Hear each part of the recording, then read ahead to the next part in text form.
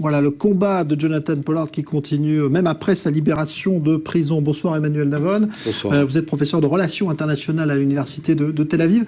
Est-ce que vous trouvez qu'il y a une sorte d'acharnement des Américains envers cet homme ou pas?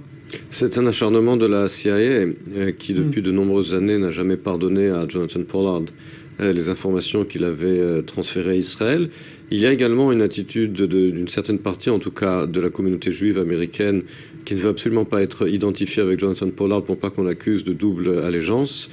Mais les conditions qui lui ont été imposées, effectivement, le tribunal lui-même, la juge elle-même a dit « j'attends que le gouvernement justifie ces conditions qui défient la logique. Effectivement, comment peut-il travailler? Est-ce qu'il se souvient toujours des informations qu'il avait transmises il y a 30 ans? Et est-ce que ces informations aujourd'hui poseraient un problème pour la sécurité des États-Unis? Et si le gouvernement ne parvient pas à fournir une réponse satisfaisante et convaincante, alors ces conditions de détention, enfin pas de détention, les conditions dans lesquelles il est libre aujourd'hui ou semi-libre seront sans doute modifiées. Est-ce que vous trouveriez logique que les Américains acceptent de le laisser émigrer en Israël, sachant qu'effectivement il a fourni des secrets à ce pays et que cela a été jugé comme une trahison par les Américains? Est-ce que ce serait une fin logique de l'histoire selon vous? Pour l'instant, la justice américaine et le gouvernement américain ne lui permet pas d'émigrer en Israël pendant les 5 prochaines années. Donc c'est une limitation qui est dans le temps, qui est limitée dans le temps. C'est-à-dire que la justice américaine ne dit pas qu'il ne pourra jamais émigrer en Israël, mais que pendant 5 ans, il ne pourra pas le faire. Là encore, quelle est la logique derrière cette exigence? Est-ce qu'en venant en Israël, il pourrait transférer des informations qu'il détenait il y a 30 ans?